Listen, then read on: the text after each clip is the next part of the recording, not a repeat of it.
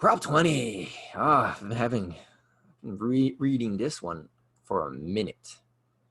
All right, so a yes vote supports this initiative. Criminal Sentencing, Parole, and DNA Collection Initiative 2020.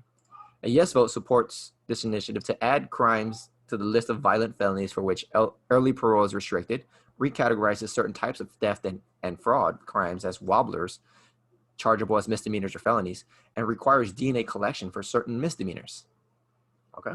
A no vote opposes this initiative to add crimes to the list of violent felonies for which early parole is restricted and recategorizes certain types of theft and fraud crimes as wobblers, chargeable as misdemeanors, and requires DNA collection for certain misdemeanors. Okay.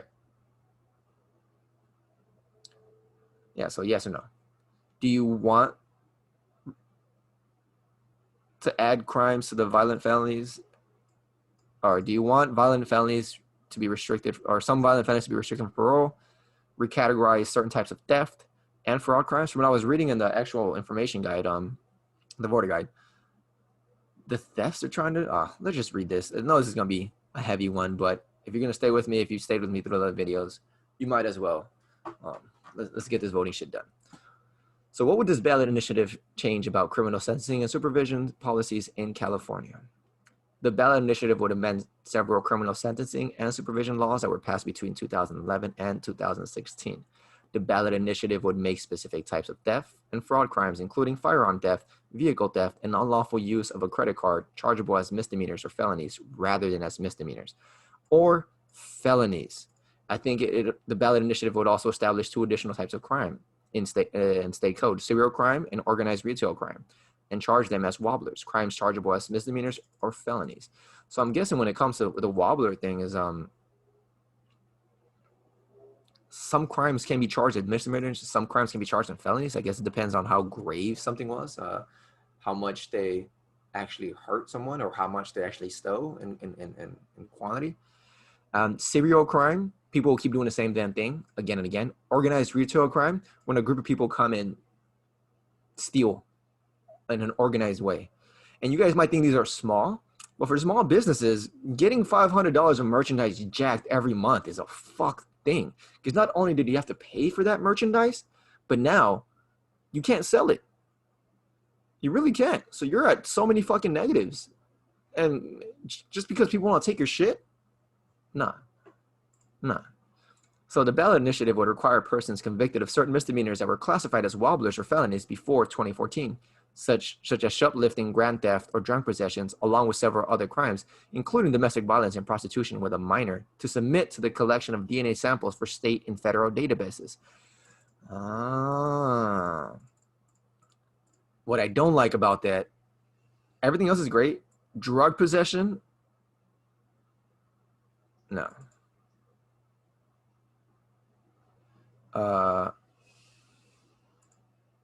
Okay, so the ballot initiative would require such persons convicted of certain measures classified as wobblers or felonies before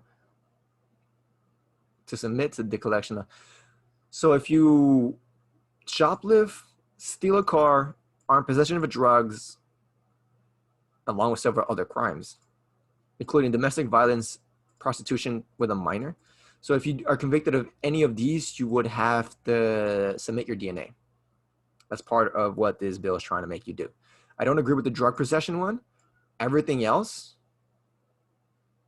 I'm not really against. If you steal cars, if you commit domestic violence, if you engage in prostitution with a minor, I'm not against having your DNA stored as future reference for potential crimes, because criminals have a tendency to keep being criminals. Not all of them. You can say not most of them, but a lot of them do. And it's much easier when you already have their DNA in the database for other shit they fucked up in. I just don't get the drug possession. As long as they still have cannabis or psychedelics for that matter, as quote unquote drug, I'm very sketched out every time they use drug possession as any type of crime or as any type of reason to lock someone up or do anything. Because again, that's freedom. You're free to do whatever the hell you want as long as you're not hurting anybody else. The fuck I got to do with that? So the California Department of Corrections and Rehabilitation has a parole review program in which felons convicted of nonviolent crimes as defined in law can be released on parole upon completing their sentences for his or her offenses with the longest imprisonment term. The Ballot initiative would require the Parole Review Board to consider additional factors such as a felon's age, marketable skills, attitude about the crime, and mental condition, as well as the circumstances of the crime committed before deciding whether to release a felon on parole. The Ballot initiative would allow prosecutors to request a review of the board's final decision. The Ballot initiative would also define 51 crimes and sentence enhancements as violent in order to exclude them from parole review program.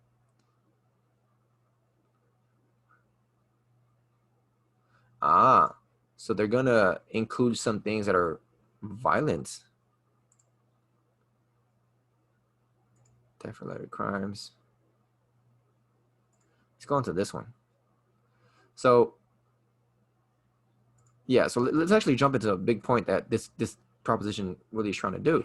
The Ballot initiative would also define 51 crimes and sentence enhancements as violent in order to exclude them from the parole review program. So let's get into the new violent crime list.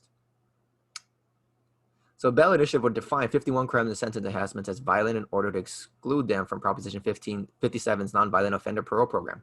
So if you're a nonviolent offender, I guess you can get parole. So the following chart lists a crime that would be defined as violent. So these are all the violent crimes: murder or voluntary manslaughter. Okay. Attempted murder. Okay. Solicitation to commit murder. You're trying to hire somebody, you should not. Use or attempted use of destructive device or explosive to commit murder. Trying to blow people up is a no. Felonies that could receive capital punishment or life imprisonment. That's not a, I guess. Felonies in which that's not really a list. It's just felonies is very broad. Felonies in which the offender inflicted great bodily harm on another person. So I guess any battery or any assault, or I guess felony at a higher level than that. Felonies in which the offender used a firearm. Okay, so if you used a gun, if you committed harm, if you can receive the death punishment or life in prison, then you're not getting parole. Sexual felonies in which the offender used a firearm. Okay, so if you used a gun for any kind of sexual offense, then it's a violent crime. Felonies in which the offender used an assault weapon or machine gun as defined in law. It's kind of funny that they define assault weapon or machine gun differently from gun. Because I think the one on top here is I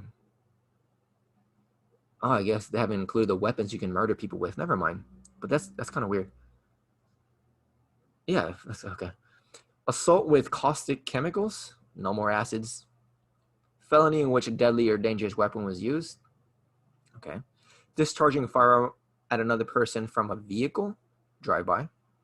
Willful and malicious discharge of a firearm at an uninhabited dwelling house, occupied building, or occupied vehicle. So if you're shooting into a house, a building, or a vehicle, trying to hurt somebody, obviously, and that's a crime. That's a violent crime. Offenses that result in lifetime sex offender registration. Yeah. So anything that results in lifetime sex offender is a crime. Rape is a crime. It's a violent crime. Rape when a person is unable to resist due to unconsciousness, an intoxicating effect of an anesthetic or controlled substances, or a mental or physical disability. So rape when the other person is not, I guess rape is not consensual, but when the other person doesn't even have the option to consent. Okay. Continuous sexual abuse of a child. This is continuous. It's not even sexual abuse. It's continuous sexual abuse of a child. So if you keep doing it, that's a violent crime. Abduction of a minor for purpose of prostitution. Okay, so if you steal a minor for trying to pimp them out, that's a violent crime. But if you steal a minor, you're not, I guess, maybe in the bottom. Human trafficking. Human trafficking is a violent crime. Okay. Sexual penetration when a person is unable to resist due to unconsciousness and intoxicating effect or of an anesthetic or controlled substance or a mental or physical disability. So I guess rape and sexual penetration are two different things here. Okay. Anal sexual penetration when a person is unable to resist due to unconsciousness and intoxicating effect of an anesthetic or controlled substance or a mental or physical disability. So sexual penetration, anal sexual penetration are two different things. It's weird. Okay, then the next one is oral sexual penetration, when a person is unable to resist due to unconsciousness and an intoxicating effect of anesthetic or controlled substances, or mental physical disability. All right, so we have sexual penetration, anal, and oral. Sexual penetration against a person's will or against a child who is under 14 years of age and more than 10 years younger than the perpetrator.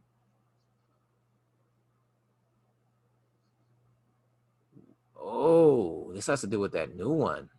No, it probably was before. So it's not a violent crime if it's less than 10 years.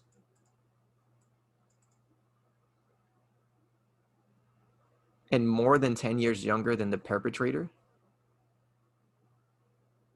Oh, okay. So if perpetrators, okay, I get it. So sexual penetration against a person will or against a child who is under 14 years of age and more than 10 years younger than the perpetrator. So he has to be under 14 years of age and more 10 years. All right. So I guess the key word is 10 years. 10 years is a big ass gap though. And they have the same thing for anal and oral. So against a person's will, wasn't that rape? And statutory rape? Isn't that? But I guess they're defining them very specifically here. Lewd or I never know how to pronounce this word. Lascivious act against a person's will or against a child who is under the age of 14 years. Lewd acts against 14-year-olds. Then that definition has to do. What if I consider a bunch of men in very skimpy outfits to be a lewd act and they're doing it in front of kids? Is that a violent crime? I guess we have to see the definition of lewd. Assault with an intent of commit rape or mayhem. Why are these two together? Assault with the intent to commit rape or mayhem. So if you're threatening somebody in order to try to rape them or just to cause chaos, that's a violent crime. That mayhem part doesn't, I guess you have to see what the hell they define mayhem as. Aiding and abetting in a rape or unlawful sexual penetration. So if you're helping, that's a violent crime. Domestic violence resulting in traumatic condition. Whoa, only in traumatic condition? That's interesting. So if domestic violence results in traumatic condition, that's a violent crime. Assault of a child under age 8 resulting in the child's death when a reasonable person would have expected such assault to cause great bodily harm. When a reasonable person would have expected such assault to cause great bodily harm. So you can't just straight up punch a kid in the chest and cave it in. That's a weird, I guess this has happened before. Wow. So you can't hit your kid. Oh, you can't kill him. I guess you can't kill your kid in any way. Whatever. Let's keep going. Elder dependent, adult abuse, dependent adult abuse. So if you abuse the elderly.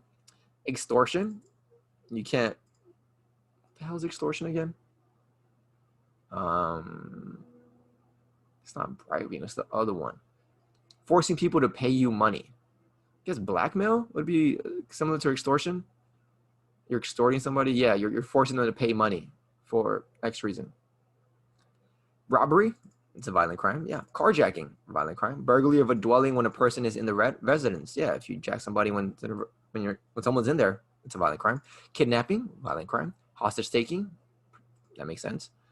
Arson. Don't burn anything. It makes sense. 2 or more acts of arson of a structure or forest land. But arson's already a violent crime. 2 or more acts of arson is just only arson. What the fuck? Mayhem? What the hell is mayhem? That's weird. Willful and malicious use of destructive device that cause bodily injury to a person. Willful and malicious use of destructive device or explosive that causes death or great bodily injury to a person. Didn't we have this one already? Willful and malicious use of destructive device or explosive that causes mayhem. I guess panic would be another word for mayhem. Possessing, exploding, or attempting to explode a destructive device or explosive with the intent to injure or intimidate a person or injure or destroy property. Developing, possessing, or transferring a weapon of mass destruction. Isn't that more than violent crime? Willful resistance to a police officer causing death or serious injury to the officer. So if you fight the police and you injure the police, it's a violent crime.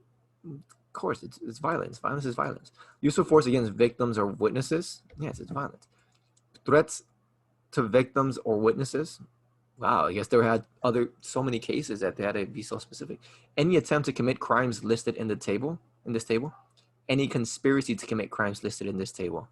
Well, the term conspiracy I don't really like because it can just be a bunch of dumbasses talking about some dumbass shit and then get raided for no reason. Or it can be some people who are actually planning this.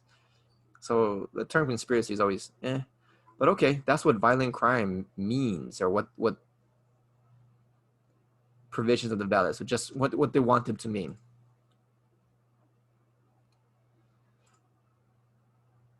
So yeah, when I was talking about the DNA collection, so shoplifting, grand theft, receiving stolen items when the recipient knows the items were stolen. Ooh. Forging a check, bond, or bill. Ooh. Check, draft, or order fraud, and possessing a controlled narcotic substance classified in Schedule 3, Schedule 3, 4, or 5, except as provided by a physician. Wow.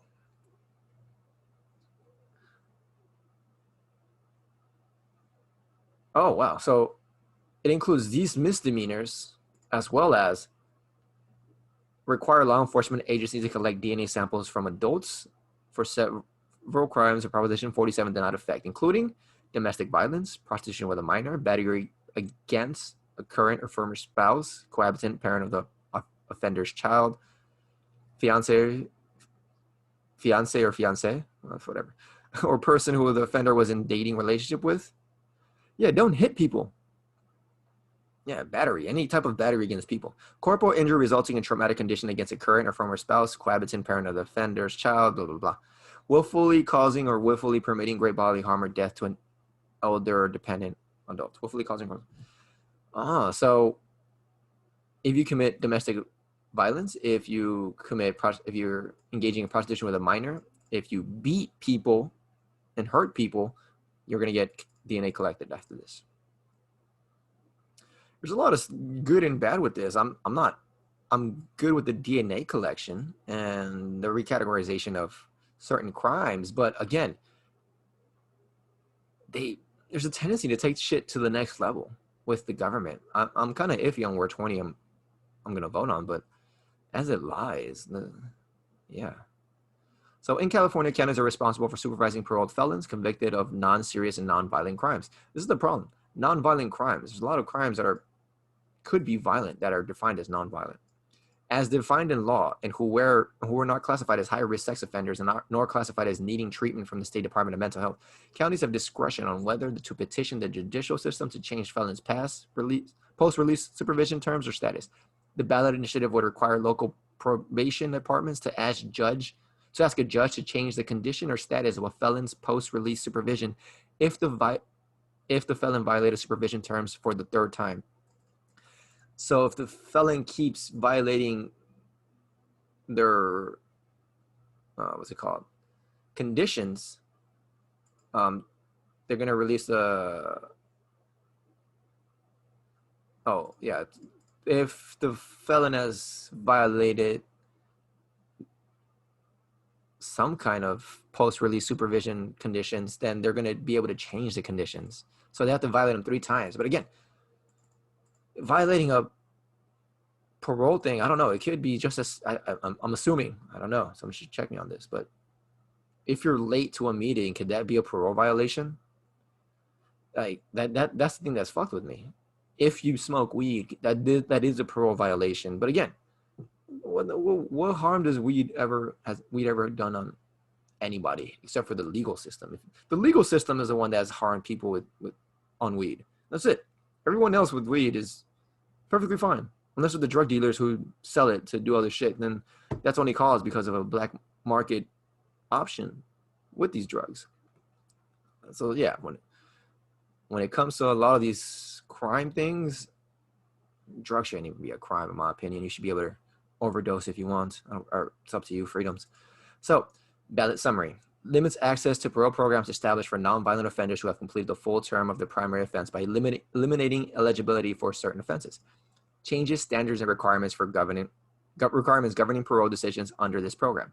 Authorizes felony charges for specified theft crimes currently chargeable only as misdemeanors, including some theft crimes where the value is between $250 and $950.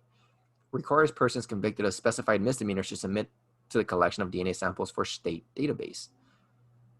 All right. So obviously this is going to cost money. If anything to do with government costs money, if you want to start charging people for more crimes and all that, all those police officers and all those time and all those new databases and updating everything, yeah, it's going to cost money. Increased state and local correctional costs likely in the tens of millions of dollars annually, primarily related to increase in county jail populations of levels of community supervision. Primarily related to increase in county jail populations of levels of community supervision. Increased state and local court-related costs that could be more than several millions of dollars annually. Increased state and local law enforcement costs not likely to be more than a few $1,000,000 annually related to collecting and processing DNA samples. All right. What's the bottom here? This is kind of what it changes, and everything else that is it's kind of changing. Yeah. So all the previous propositions there, because there's been previous propositions with this crime stuff that it's a big mess.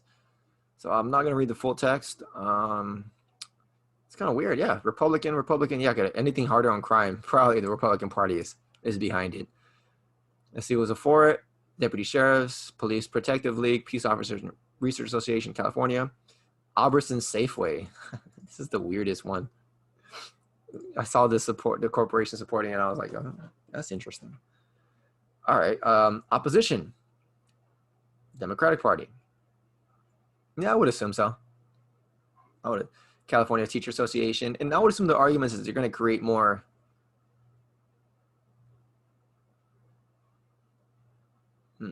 They're going to create more rules and legislation that will trap more people in the system. That is true. That is true. Now, the main question is this going to prevent any crime? Oh, shit. I just saw something that I really didn't like. So in the opposition, we have the Chan Zuckerberg advocacy. I'm sorry. I'm going to probably have to vote yes. No, probably. I really don't know where I'm at with this one. I don't think it's a prison spending scam, because there's nothing in there trying to increase quotas. I think private prisons are fucking abomination and should be eliminated. Well, unless you make private prisons nonprofits and not allow them to have shareholders. That's fucking stupid. Prisons should not have shareholders. We should be trying to close as many prisons as possible, not because we want to release the criminals, but because we don't have fucking criminals. That's kind of what we want to get to. But again, if someone does commit a crime, and if someone keeps committing crimes, what the fuck do you want them to do? If someone has been to programs and doesn't want to rehabilitate themselves, doesn't want to change, I'm not saying they all can change. I'm saying some of them can change. But what are the people that don't? What do you do with them? And this is a very, wow. The support and the opposition, this is probably one of the propositions that has the most divided and equal support. I mean, $1.5 million isn't that equal, but still pretty equal compared to other ones. $4.3 million in support, $5.8 million in opposition. So Keep California Safe and Protecting California Cooper Ballot Measure Committee is supporting it. Donors are Safeway. Again, that's kind of weird, but they only gave $100,000 compared to the massive corporation that they are. It's barely anything. Jim Cooper for Assembly, he gave in more than Safeway himself. Police gave in money, sheriffs gave in money. California Correctional Peace Officers Association Truth in American Government Fund, $2 million right now. Damn, I don't know. Let's keep going now. California Against the Prison Spending Scam, supporting schools and communities first. Yes on 15, no on 20. Yeah, I'm going to vote definitely no on 15. Community for California Issues PAC. All right. Chan Zuckerberg Initiative put $1.25 million into this. I wonder why. For real, I do wonder why. Damn, look at the support media though. San Diego Tribune and Bakersfield, Orange County, San Francisco, LA, Mercury News and East Bay. All oppose. Interesting.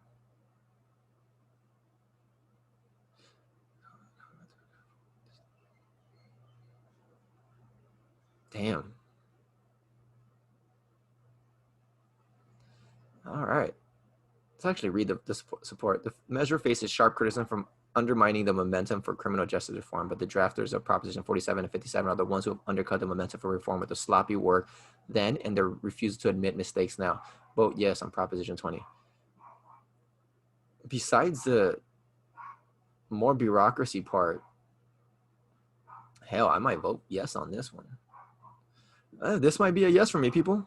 This might be a yes for me. I might vote yes on this one. Still a maybe, probably a yes. Mostly because the Democratic Party, I don't trust their agenda. I don't trust why they're moving things and putting things like that. Yes, they don't want people to be victimized. They don't want people to go to jail.